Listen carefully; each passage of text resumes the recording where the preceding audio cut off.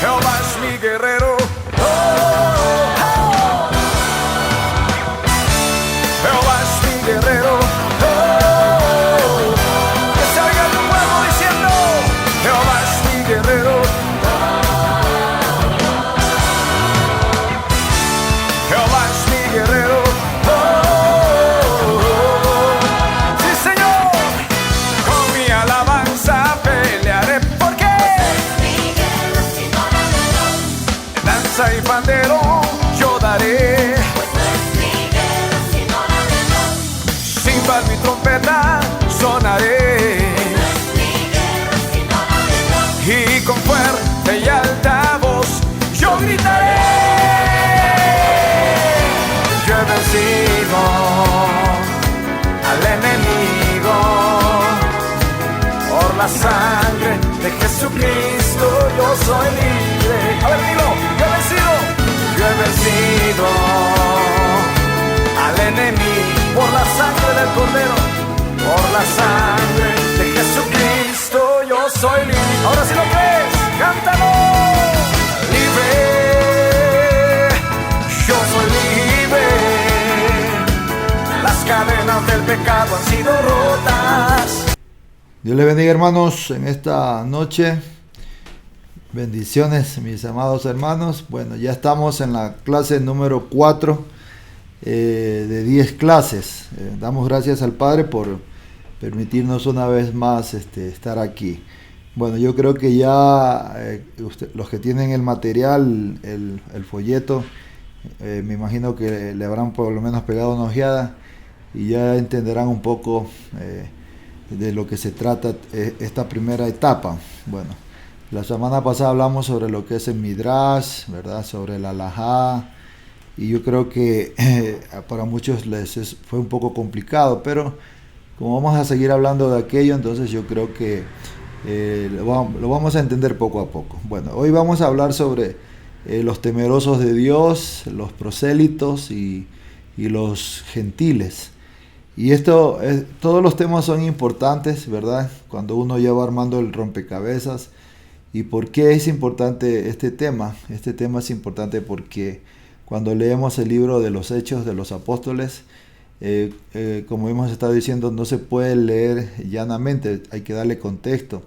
Entonces las expresiones tienen que contextualizarse o interpretarse, mejor dicho, dependiendo a quién se las dice y por qué se las dice. Y eso es muy importante.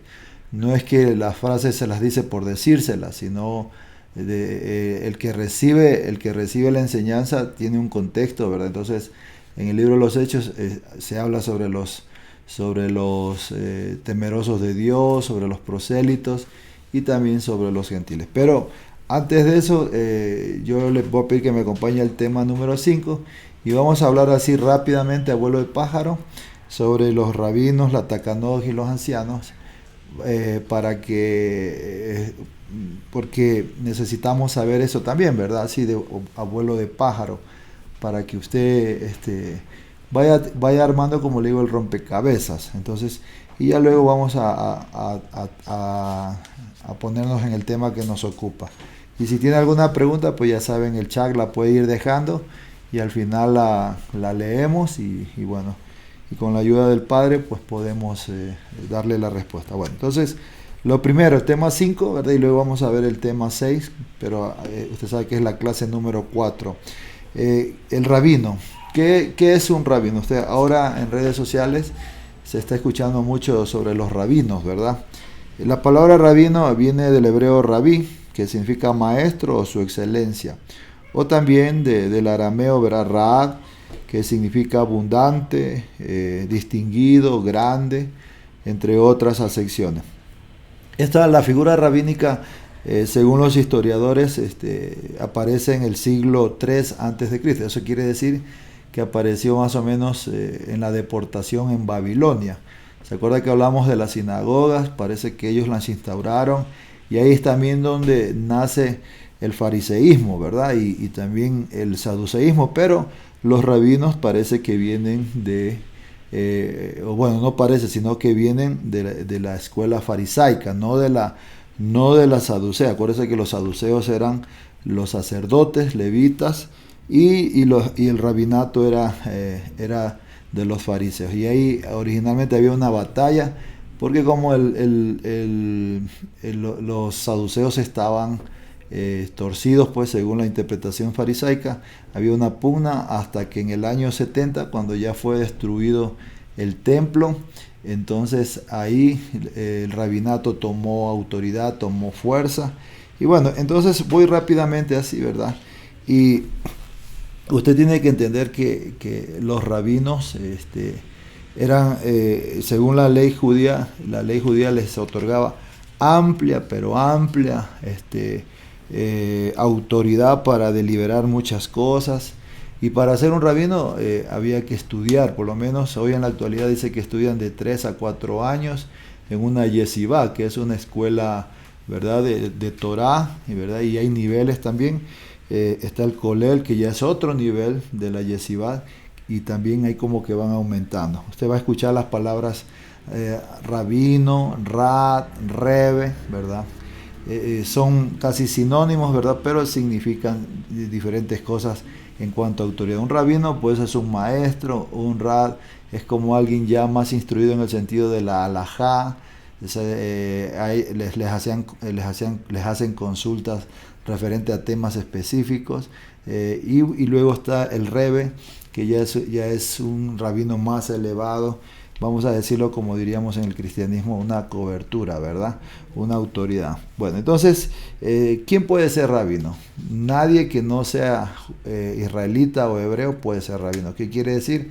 Ningún gentil puede ser rabino, porque esa es una institución meramente israelita o judía o hebrea, como usted ya ahora entiende, ¿verdad? A qué nos referimos. Y el trabajo de ellos, ¿verdad?, si lo comparamos, es como un pastor hoy en la iglesia, ¿verdad?, cristiana evangélica. Entonces el rabino enseña, predica, ¿verdad? También casos de justicia, porque acuérdense que antes todo estaba unido, como la religión y el Estado estaban unidos, y aunque hoy en menor medida, pero también se les da cierta autoridad en cuanto a la justicia. Legislaban situaciones como divorcios, problemas, ¿verdad?, de la grey, de la congregación. Daban supervisión religiosa. ¿Qué significa eso? Matrimonios, sepelios, ¿verdad?, consejería, así como un pastor, asesoramiento pastoral, diríamos ministración del alma. También el rabino trabaja en lo que es obras de caridad, y lo importante de todo esto es que usted entienda que nuestro maestro, pues, vamos a leer un verso en Juan 1:38, si usted me acompaña, Juan 1, pero antes de eso, antes de leer Juan 1:38, yo quiero leerle Mateo, pongamos Mateo 23, 8 y 9, para darle contexto bíblico, ¿verdad?, para que usted, y luego vamos a leer Juan 1:38. Dice: pero vosotros no queráis que os llamen rabí, ahí está, mire, porque uno es vuestro maestro, el Cristo. Y todos vosotros sois hermanos, y no llaméis Padre vuestro a nadie en la tierra, porque uno es vuestro Padre, el que está en los cielos. Entonces aquí mucha gente podría interpretar de que Jesús anuló a los rabinos.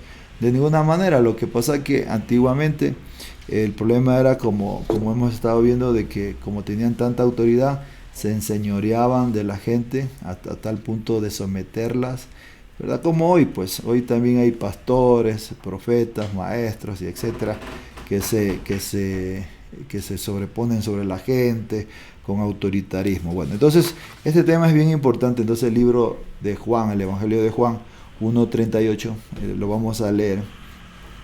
Y esto quiero que usted me tome en consideración. Estamos yendo a vuelo de pájaro porque el tema es otro, ¿no? Pero como está escrito el tema quiero que usted un poquito lo vaya entendiendo. Ahí lo puede leer después. Dice: y volviendo Jesús y viendo que le seguían, les dijo: ¿qué buscáis? Ellos le dijeron: Rabí, que traducido es maestro, ¿dónde moras? Entonces, Jesús no era pastor evangélico, Yeshua no era un cura católico, no era un anciano mormón, no era un anciano de los testigos de Jehová. Yeshua era un rabino, ¿verdad?, de su época. Entonces, claro, hoy hay ordenación, hay escuelas, Yeshivá, Kogel, ¿verdad?, todas esas cosas. Antiguamente, pues, dicen los que han estudiado la historia del primer siglo, de que se estudiaba con un maestro. Entonces parece que Jesús estudió con Juan el Bautista, ¿verdad?, que era su maestro, y antiguamente pues sus maestros bautizaban a sus discípulos. Por eso usted ve a Juan el Bautista bautizando a Jesús. Bueno, entonces, y también por el carisma, por esa manera de enseñar, eran reconocidos como maestros, como rabí. Y imagínense usted, y cuando nosotros no entendemos este contexto, pensamos de que el Señor anuló todas las cosas. Pero tampoco podemos decir que los pastores están mal, de ninguna manera. Es como todo ha ido evolucionando, como todo ha ido transformándose, ¿verdad? Entonces tenemos que ubicarnos, y por eso tenemos que entender un poquito sobre ¿cómo le diría?, el recorrido histórico de lo que acontece. Entonces, ahí usted leyó que la gente lo reconocía a Yeshua como el maestro, le decían rabí. Entonces, no es que apareció de la nada, ¿verdad? No, él tuvo un recorrido también, tuvo que haber hecho sus estudios, y si usted profundiza un poquito más, usted se va a dar cuenta que ya hablamos también de que él era afín a la escuela de Shammai, a la escuela de Hillel. O sea, ¿qué quiere decir? Que tomaba la mejor interpretación. Acuérdese que el mismo Yeshua dijo: yo no he venido a abrogar la ley, yo he venido a cumplirla, o sea, a darle el sentido correcto. Por eso nuestro maestro es el Cristo, es Yeshua, ¿verdad? Bueno, eso. Entonces quiero leerle, para ir rápidamente, hablar sobre la takanot. ¿Qué es la takanot? En el libro de Mateo 23, capítulo 2 y 3. Entonces, como al final vamos a tocar un asunto sobre los ancianos, para que usted vea el papel de los ancianos, pero sigamos en la línea para no desubicarnos. Entonces dice: en la cátedra de Moisés se sientan los escribas y los fariseos. Así que todo lo que os digan que guardéis, guardarlo y hacerlo, mas no hagáis conforme a sus obras, porque dicen y no hacen. Entonces, cuando uno habla de las takanot, ¿verdad? La takanot, o la takana, como dice ahí, que es plural, dice, es una promulgación legislativa dentro de la halajá. ¿Se acuerda que hablamos que la halajá era una interpretación, escúcheme, era una interpretación de los mandamientos de la Torá para poder practicarlos? Entonces, dentro de la halajá está la takana o la takanot, ¿verdad? Entonces, es una promulgación que revisa una ordenanza que ya no satisface. Entonces, dice, la ley judía clásica concedía a los sabios rabínicos amplios poderes legislativos. ¿Y de dónde heredaron estos amplios poderes legislativos? Lo vamos a entender más adelantito. Yo quiero que usted siga conmigo. Entonces, había dos clases de takanot, ¿verdad? Y Mateo 7:13, mire lo que dice. Marcos 7:13, perdón. Oiga, antes de leer el Geseirán, estamos en y la tacaná, ¿verdad? Para que usted entienda. Porque los fariseos, dice, y todos los judíos, aferrándose a la tradición de los ancianos, si muchas veces no se lavan las manos, no comen. Entonces, a eso se le llama una tacaná. Esa es una legislación positiva. O sea, pero, entonces, ¿qué pasa con esta legislación positiva? Le llaman la costumbre de los hombres, ¿verdad? Y eso era lo que abundaba en el tiempo del Señor. Y eso fue lo que de alguna manera el Señor vino a abolir, a quitar ese montón de costumbres, ¿verdad? Y no decimos que está mal lavarse las manos, pero ya lo hacían con un aspecto religioso, de juzgamiento, ¿verdad? Se parece mucho a las prácticas evangélicas, que si usted no practica lo que el pastor dice, lo que el profeta dice, lo que aquel dice, entonces ya hasta uno lo mandan al infierno. Entonces la gente estaba oprimida y eso se le llama la takanaga. Entonces es una legislación positiva, prácticas instituidas por los rabinos que no se basan directamente en los mandamientos como tales. Por ejemplo, ya vimos que es una misbot o un mandamiento rabínico o mandamiento de hombre, el no lavarse las manos. Y está la otra takano, o la otra manera de hacer takano, que era la geseirat, legislación preventiva. O sea, entonces dice la legislación preventiva de los rabinos clásicos, destinada a impedir las violaciones de los mandamientos o llamadas cercos de protecciones. Entonces, la takano era, si usted se da cuenta, ¿para qué era? ¿Verdad? Era una práctica instituida por los rabinos, ¿verdad? Que no tenía nada que ver con los mandamientos de Dios, pero tenían cierta reputación. Es lo que Pablo dice. ¿Por qué dice sometéis a tales cosas como no comáis, no toquéis, no busquéis? ¿Verdad? Porque esos mandamientos se volvieron tan pesados. Y eso es la takano. Entonces ahí está, el que no se lava la mano estaba casi condenado. Y la geisirín, que vuelta es un cerco de protección que ponían alrededor del mandamiento, ¿verdad? Y le voy a dar un ejemplo.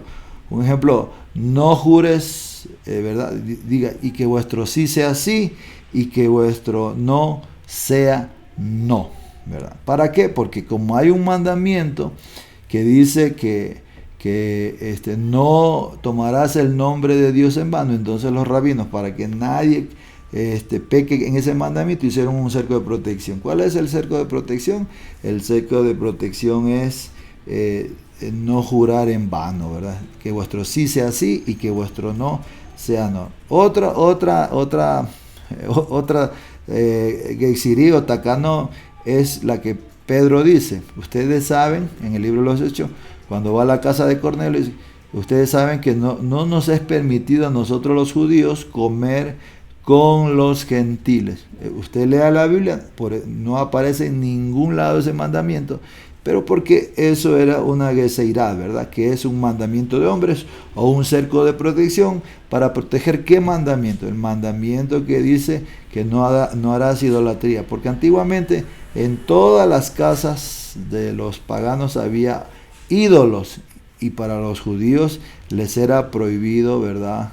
La idolatría, como hoy día también se nos es prohibido. Entonces, de esa manera son las takanos. Pero llegó un momento en que esos se volvieron tan pesados, ¿verdad? Y se desviaron totalmente del sentido de guardar la escritura. Y para los rabinos era más importante sus takanos o sus edictos que la misma Torah. Entonces, eso era lo que Jesús estaba en contra de todo eso. Bueno, entonces ahí yo puse un montón de takanos para que usted vea que se le atribuye desde Moisés, dice takano bíblico, desde Moisés se le atribuye ciertas leyes. Y si usted lee muchas leyes, son funcionamientos dentro del pueblo, ¿verdad?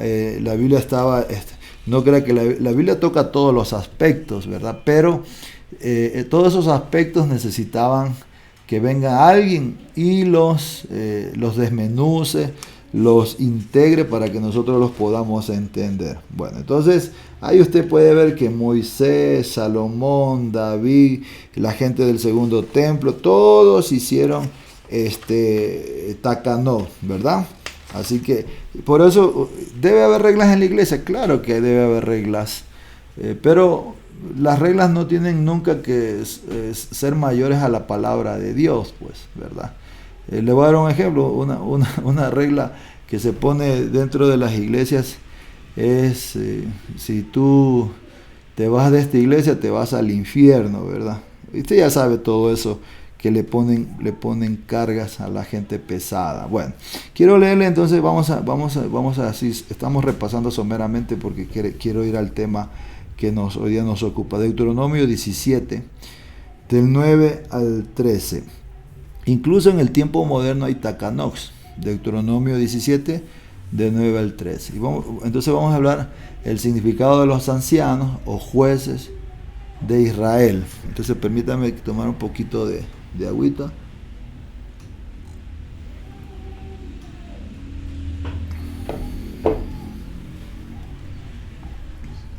Deuteronomio 17 del 9 al 13. Ahí lo vamos a poner en la pantalla para que usted lo lea conmigo, para que usted vea que no nos estamos inventando nada y que todo está en la escritura. Entonces mire entonces uno de los trabajos que tenían los sacerdotes, los levitas y los jueces. Entonces cuando se desapareció ese orden por las invasiones, por los exilios, como le hice leer antes, esa autoridad la tomaron los rabinos. ¿Sí ve? Había un vacío ahí de autoridad, entonces ellos la tomaron. Y ellos fueron los que comenzaron a legislar todos los asuntos de alguna manera. Y bueno, y ya lo terminaron de tomar ya cuando el templo fue destruido, porque acuérdense que había una pugna entre saduceos y fariseos, ¿no es cierto? Entonces dice, mire lo que dice. Y vendrás a los sacerdotes levitas y al juez que hubiera en aquellos días, y al juez de aquellos días, y preguntarás, y ellos te enseñarán la sentencia del juicio. ¿Y de dónde sacaban la sentencia o de dónde sacaban la interpretación de la sentencia? Era de la Torá. Entonces Dios los estableció para que pudiesen estudiar, legislar. Entonces ellos tenían más amplitud. Dice, y harás según la sentencia que te indiquen los del lugar que Jehová escogiere. Y cuidarás de hacer según todo lo que te manifiesten. Según la ley que te enseñen y según el juicio que te digan harás. No te apartarás ni a diestra ni a siniestra de la sentencia que te declaren. Y el hombre que procediere con soberbia, no obedeciendo al sacerdote que está para ministrar allí delante de Jehová tu Dios, o al juez, oiga bien, o al juez, el tal morirá y quitarás el mal de en medio de Israel, y todo el pueblo irá y temerá y no se ensoberbecerá. Oiga, mire hermano, esto es tan importante, porque nosotros vemos aquí, no vemos una estructura religiosa, pues, sino una estructura hasta cierto punto política, pues fíjese. ¿Por qué? Porque hay que legislar leyes, hay que legislar, hay que dar castigos, hay que enseñar, hay muchas cosas que usted ve, ¿no? Entonces, había los jueces y los sacerdotes. Entonces, cuando esta estructura, como le decía, por diferentes situaciones, perdió su autoridad, vinieron los rabinos y la tomaron y comenzaron a legislar. Y estos versos que yo le estoy leyendo, de estos versos se tomaban ellos diciendo que son los herederos de los jueces de antaño, ¿verdad? Entonces, porque usted ve que en la Torá hay muchas lagunas, que no se saben muchos asuntos. Y comenzaron a legislar, y está bien, ¿verdad?, que expliquen al pueblo ciertos aspectos de la vida cotidiana, pero el problema, les repito, no era esa explicación, sino era que esos mandamientos se volvieron tan pesados, tan pesados. Imagínense cuando uno lee sobre el Shabbat, el sábado, la Biblia habla solo de 2 mandamientos del Shabbat. Dice, no trabajarás ni encenderás fuego. Esos son los únicos 2 mandamientos. Pero ¿sabe cuántos mandamientos ellos hicieron? O tacanos, 300 y pico de mandamientos. Imagínense, yo no digo que todos están mal, pero tantos mandamientos, cosa que la gente estaba más preocupada en cumplir esos mandamientos de hombre que realmente encontrarle el sentido al Shabbat. Por eso Jesús, cuando vino, comenzó a poner en orden todas las cosas. Claro, y ahí viene la interpretación de muchos que Jesús anuló el Shabbat. Pero eso es tema para otra cosa. Entonces, perdóneme que vaya así tan rápido, pero vamos a hablar del tema que hoy día nos compete, que son temerosos de Dios, prosélitos y gentiles. Bueno, entonces si tiene alguna pregunta sobre este tema, ahí la nota y ya luego vamos a ver. Entonces, ¿por qué? Esto, como le decía, ¿por qué es importante este tema de temerosos de Dios, prosélitos y gentiles? Como le decía, cuando uno lee el libro de los Hechos, hay ciertos diálogos que tienen los apóstoles, los siervos de Dios, con ciertas personas. Entonces, tenemos que entender esto. ¿Por qué? para saber por qué lo dice, qué es lo que lo está motivando, a quién se lo dice, ¿verdad? Entonces no es lo mismo hablarle a un judío que hablarle a un prosélito, no es lo mismo hablarle a un gentil que hablarle a un judío, es diferente, va a ver usted.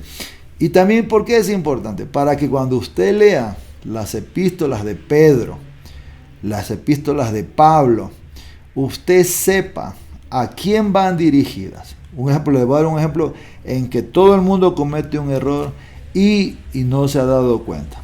Gálatas,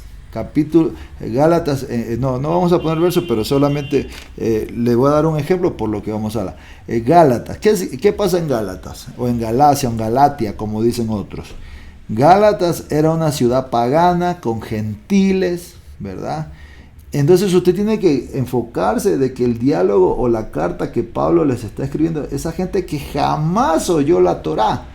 Por eso el concepto de ley o la palabra ley que Pablo habla ahí, hay que entender si realmente está hablando de la Torá o está hablando de otro tipo de ley.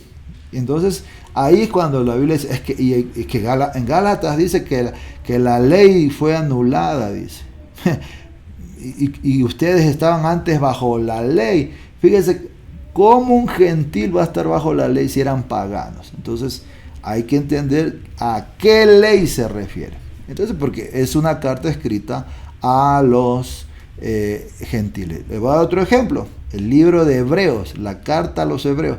Como dice aquí, ¿quiénes son sus destinatarios? Son hebreos. Entonces, no es para nosotros los gentiles, que nosotros podemos tomar lecciones de ahí, claro podemos tomar, pero el enfoque es directo a gente hebrea. Bueno, entonces, como si no sabemos eso, nosotros nos desenfocamos. Pero bueno, vamos a ver qué es un temeroso de Dios. Y para eso, vamos a leer unos versos, ¿le parece? Bueno, los temerosos de Dios. Vamos a leer el libro de Hechos, capítulo 13, verso 16. Hechos 13, 16. A estos temerosos de Dios se les conoce como adoradores de Dios también, ¿verdad? O los justos de las naciones.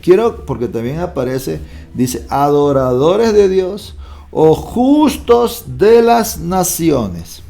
¿Quiénes eran estos? Ahí vamos a dejar el versículo un ratito. Estos dice que eran simpatizantes. O simpatizaban con el judaísmo. Fíjese usted, simpatizaban con el judaísmo. Estos eran gentiles, ¿verdad? Eran romanos, eran griegos, pero era gente que simpatizaba con el judaísmo de aquel entonces.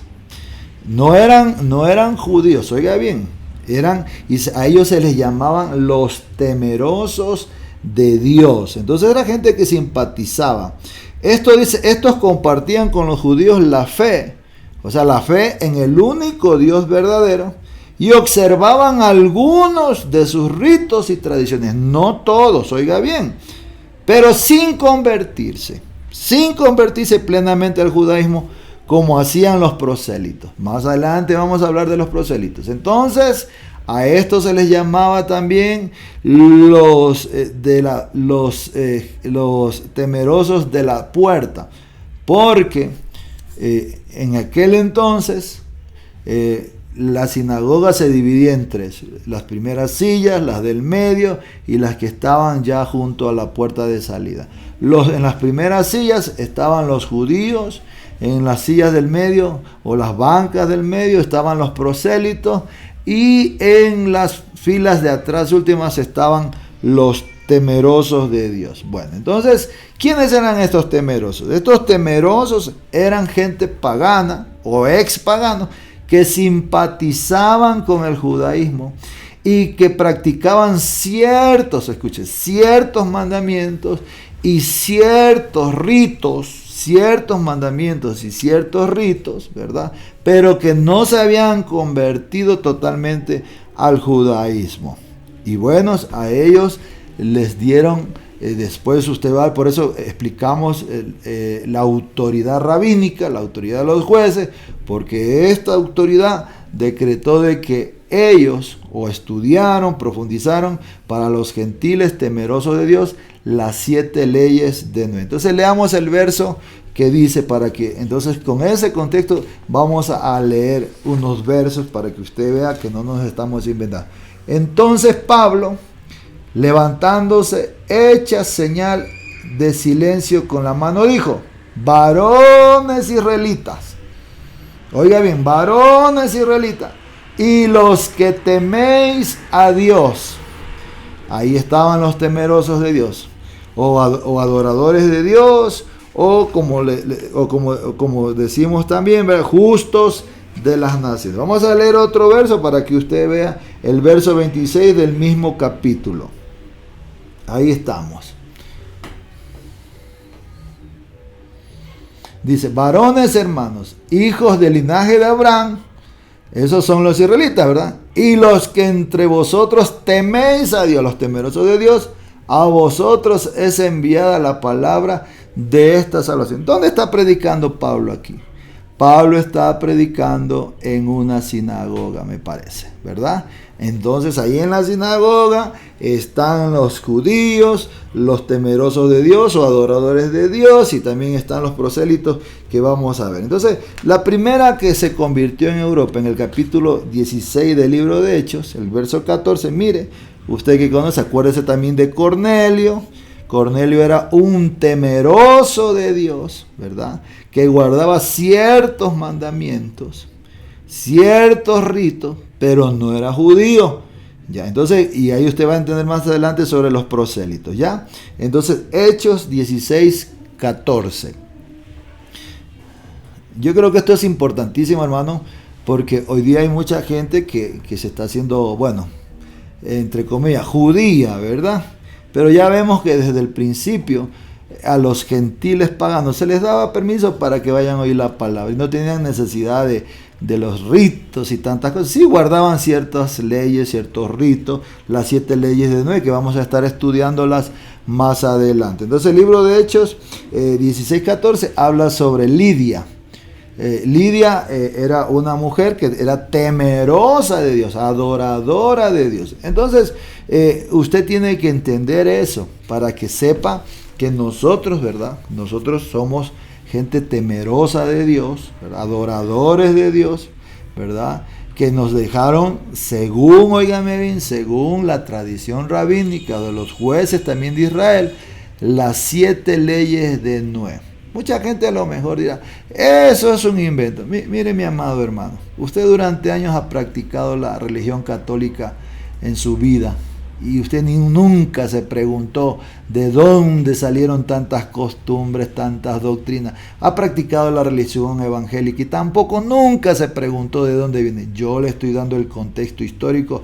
Esto que yo le estoy diciendo, usted lo puede encontrar en cualquier libro de historia religiosa. No me estoy inventando nada, solamente estamos hoy abriendo un poco más el panorama. Entonces yo soy de la idea de que debemos profundizar. Entonces miren lo que dice el libro de Hechos capítulo 16 verso 14, hablando de los temerosos de Dios. Y sobre Lidia, para que vean. Entonces una mujer llamada Lidia, vendedora de púrpura de la ciudad de Tiatira, oiga, de Tiatira, era una gentil que adoraba a Dios, estaba oyendo, dice, y el Señor abrió el corazón de ella para que estuviese atenta a lo que Pablo decía.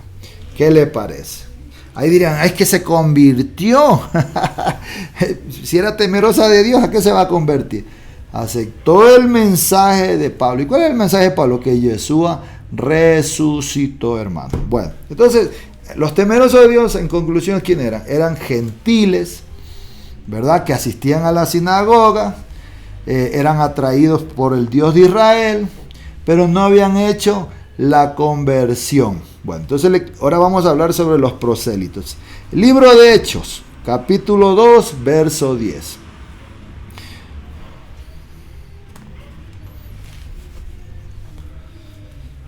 Bueno, entonces acuérdense de Shammai y de Gilel, ¿verdad?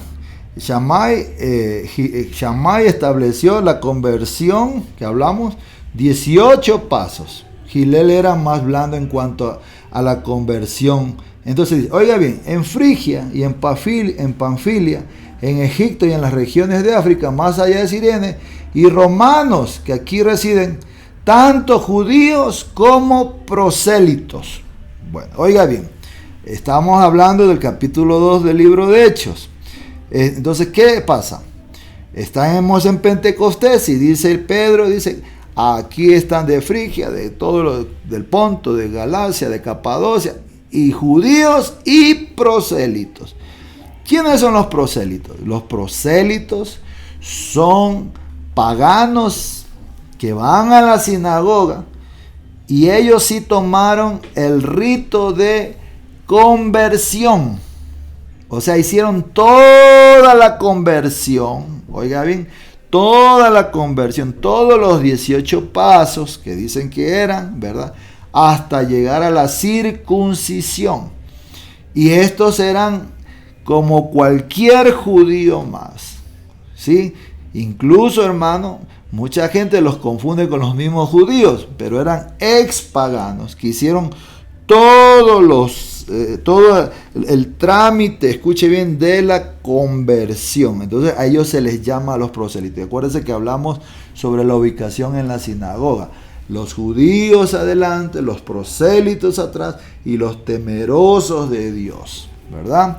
Entonces, con estos prosélitos es que Pablo tenía el problema en Galacia o en Galatia, no con los judíos, porque como les costó tanto a los prosélitos convertirse, entonces empezó el problema. Entonces el libro de Hechos 13:43. Sí, Hechos 13:43. Mire, amado hermano. O leamos Hechos 6:5, ¿ya? A ver.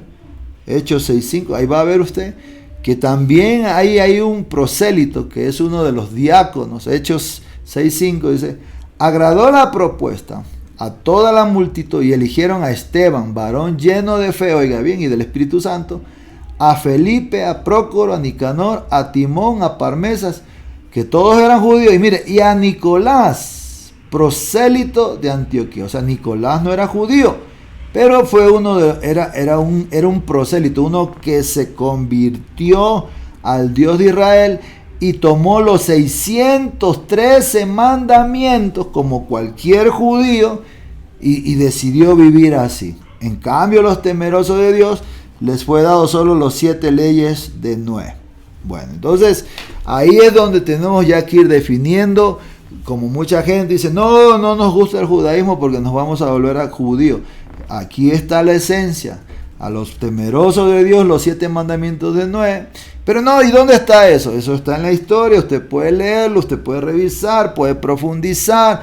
Va a haber gente detractora. Pero como le dije, hay gente que ha seguido la doctrina católica evangélica durante años y años y nunca se preguntaron de dónde han salido esas enseñanzas, esas doctrinas. Yo creo que es tiempo de preguntarnos de dónde salen todas esas cosas. Y estamos tratando de explicar, mis amados hermanos, de dónde provienen las 7 leyes de Noé y todo lo que usted está viendo. Entonces, mire lo que dice el libro de Hechos, capítulo 13, verso 43. Dice, entonces Pablo, 43 43, perdón hermano, a ver, está el 46, es 43. Bueno, entonces seguimos hasta que nos ayudan. Bueno, entonces fíjese usted, entonces ahí va encajando. Pablo hace su ministerio en el libro, pero leamos Mateo 23:15 antes de avanzar, para que usted vea que esa era una práctica desde el tiempo de Yeshua, y no solo el tiempo de Yeshua, sino desde el tiempo de Moisés.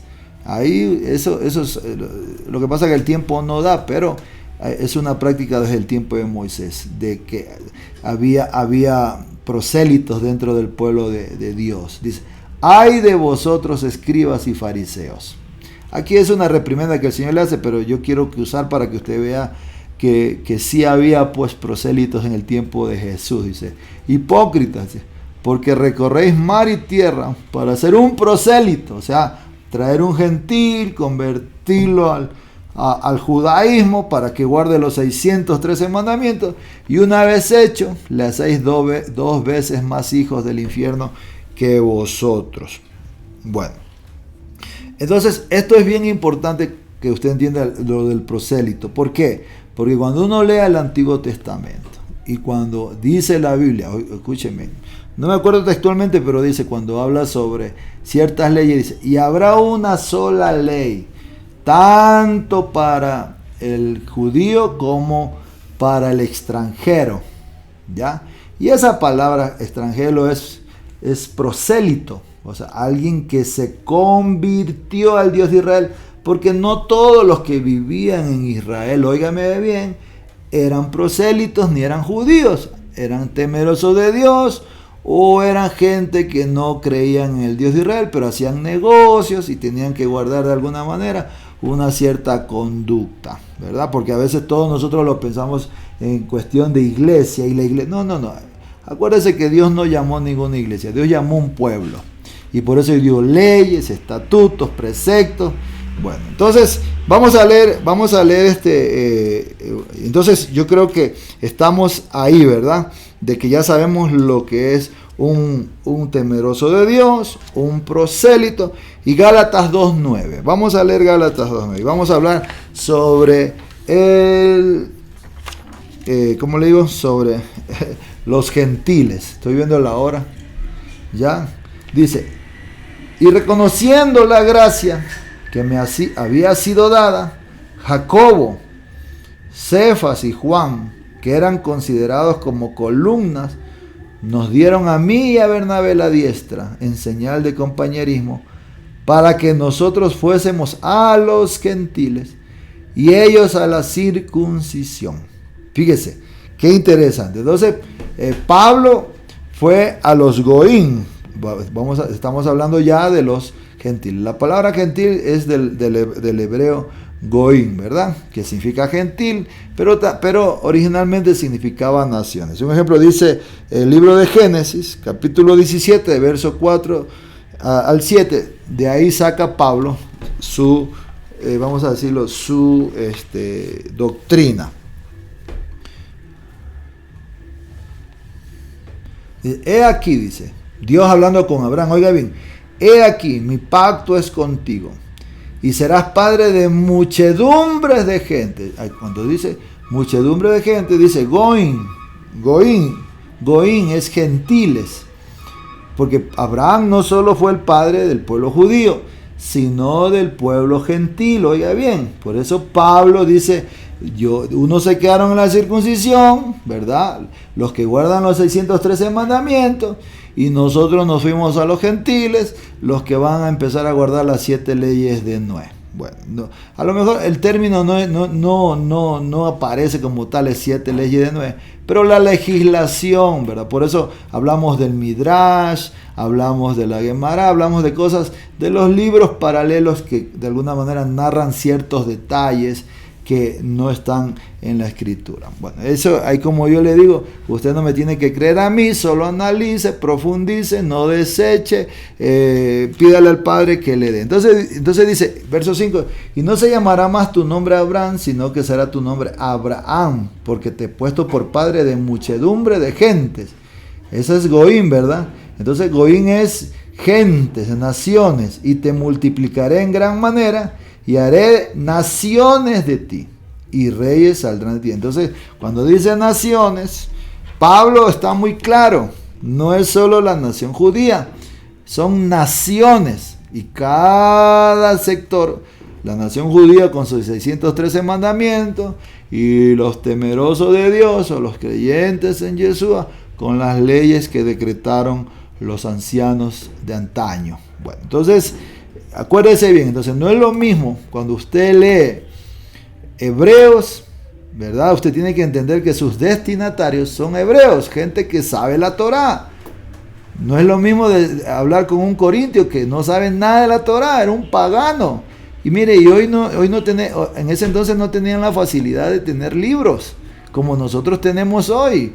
Entonces era más complejo que la gente entendiese muchas cosas, pues. ¿verdad? Entonces no tenemos que ser tan infantiles en esas cosas. Entonces tenemos que aplicar bien las cosas. O sea, yo no estoy diciendo que desechemos los libros, lo que estoy diciendo, ubiquémonos en el contexto para poder leer con propiedad las cosas. Por ejemplo, el libro de Santiago, el famoso libro de Santiago. ¿Quién era Santiago? Santiago era Jacobo. Jacobo, ¿quién era? El hermano del Señor. Ese libro fue escrito para judíos, para israelitas. Usted cuando lee Colosenses, Tesalonicenses, Pablo escribió esos libros o esas cartas, esas epístolas para gentiles, gente que no sabía nada de la ley de Dios, nada de la Torá, vivieron sumergidos, así como mucha gente hoy día no sabe nada de la Torá, ¿verdad? Entonces Pablo, como un gran maestro, tuvo que ir buscando poco a poco cómo ir ingresando para enseñarles la Torá. Entonces quedamos en que temeroso de Dios, mi amado hermano, es aquel que es un pagano o es gentil, ¿verdad? Que iba a la sinagoga y se sentaba en la última parte de la sinagoga, pero que no había hecho el rito de conversión. Entonces guardaba solo las 7 leyes de Noé. Vuelta el prosélito era un ex pagano, es gentil, que hizo todo el rito de la conversión.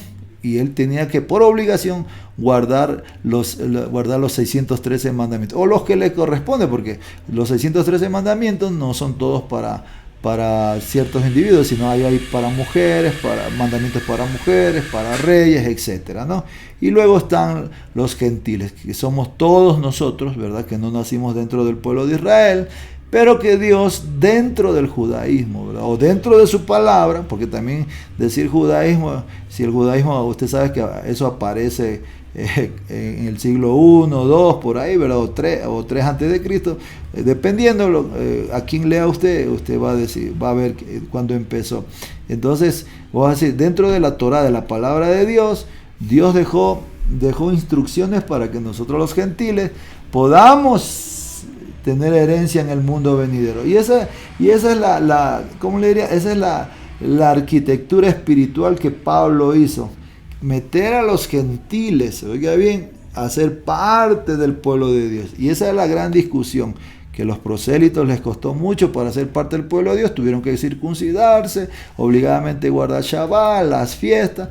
En cambio, los temerosos de Dios en la fe en Yeshua se volvieron herederos de la promesa de Dios. Esa era la gran batalla. Y si usted lee la Biblia con estos pequeños detalles que yo le doy, usted va a entender mucho mejor la palabra de Dios.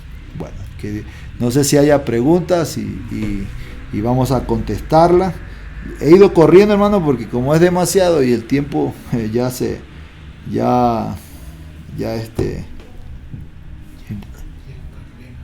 dice, por favor, hermanos, todas las preguntas. Ya. No sé, no leo. ¿Dónde está?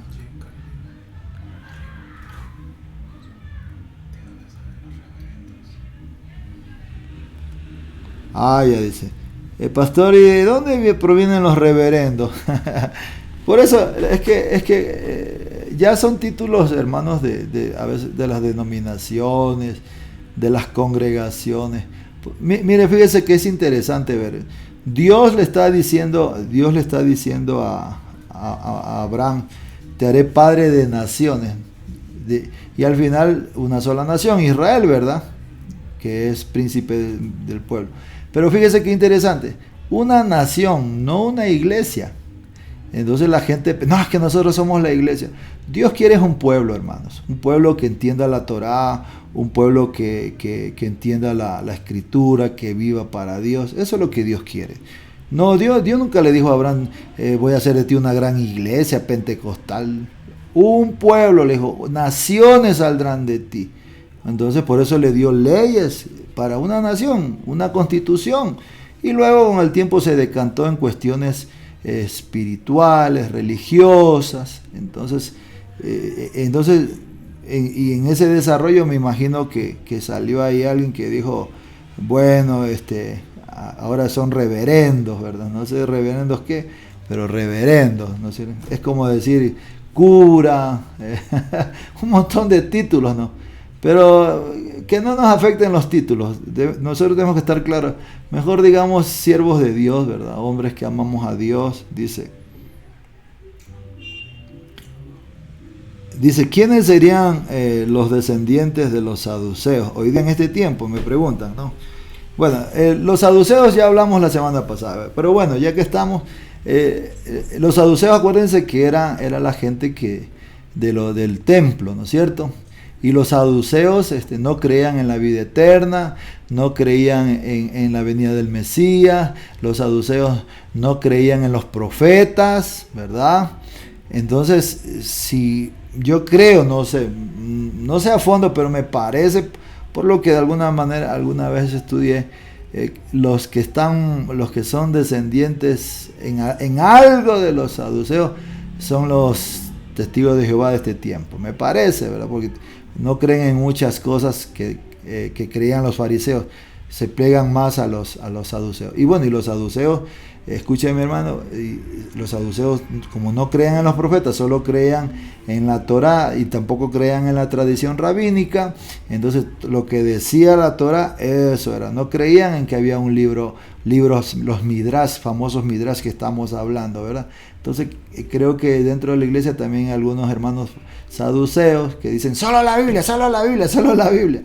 Está bien solo la Biblia, porque es la que nos va a dar la normativa de nuestra vida, pero necesitamos libros informativos para ampliar la idea, para tener contexto, para saber, ¿verdad?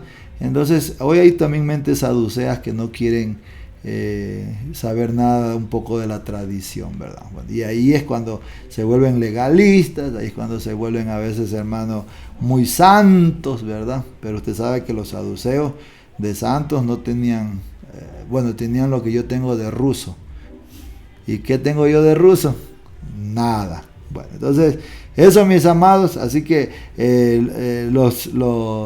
los nombramientos de reverendo, eso ya son inventos de hombre, pero tampoco vamos a decir que no vamos a satanizar. Mejor es saber el contexto de las cosas y nosotros pues ser muy respetuosos en cuanto a todas esas cosas.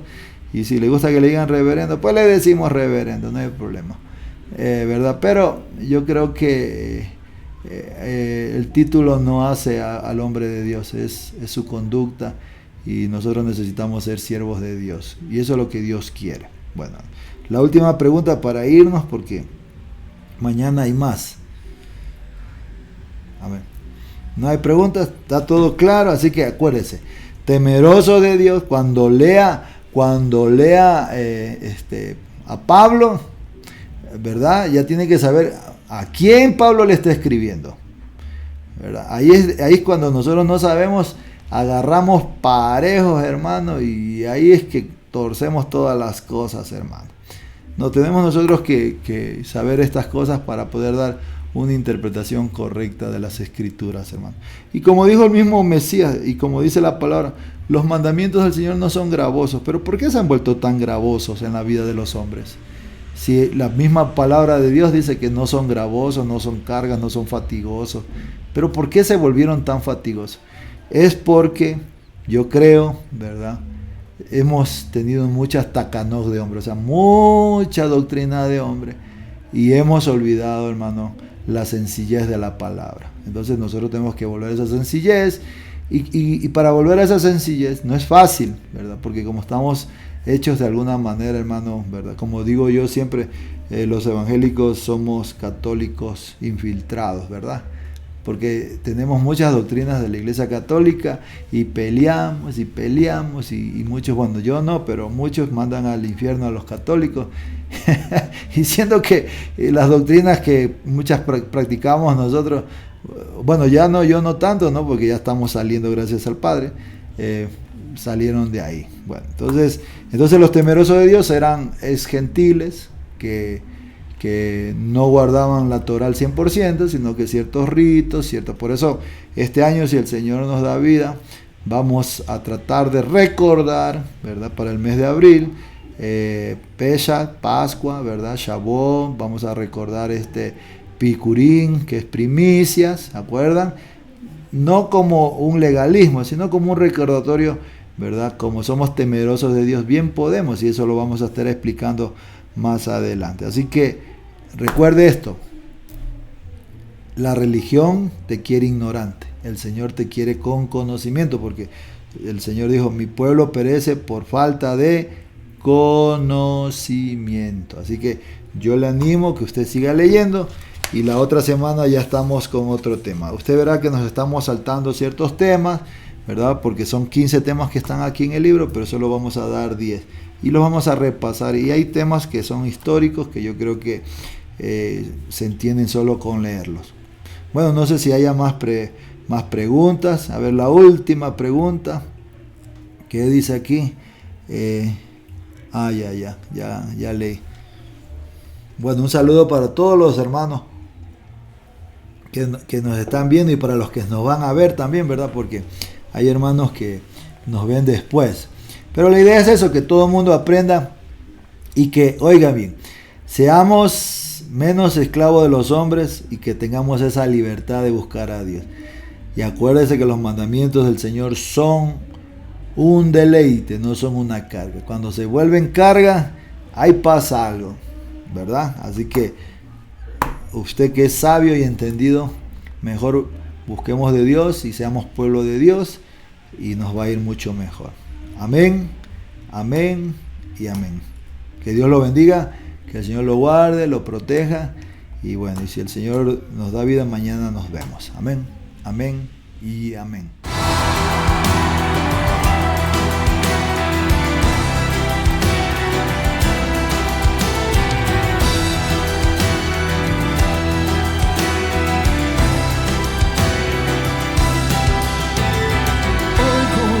Del profeta, palabra de Dios proferir.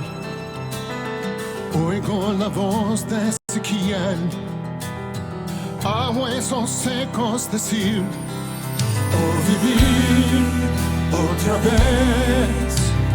Aquellos que duermen, los que no viven, vivir otra vez. Aquellos que duermen, los que no viven, vivir.